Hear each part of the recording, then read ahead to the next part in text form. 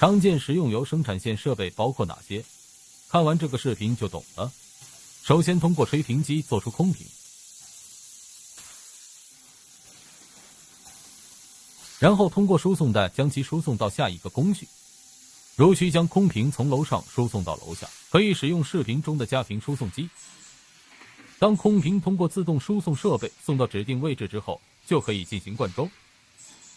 视频里的产品为20升装的菜籽油，灌装设备为全自动流量计时灌装机，灌装范围可调节，设备操作界面简单，容易上手，先快后慢2级速灌装，能有效避免灌装过快导致物料溢出。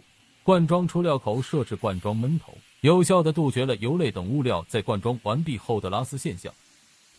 灌装完成后，产品通过输送带送到上盖工序进行上盖。视频中设备为全自动里盖压盖机，可将瓶盖进行整理，然后用定位装置将盖子定位，分别落在每个瓶口上。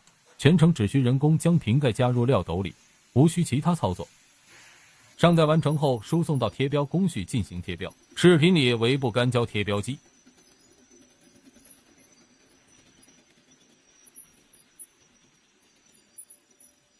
贴标完成之后，进行打码，然后输送到码垛工序。视频里的码垛机为机器人码垛，可同时兼顾2条生产线：螺筒码垛加纸箱码垛。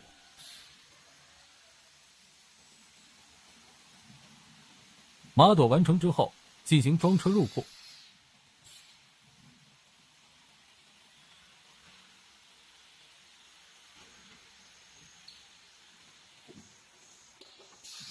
感谢您的观看。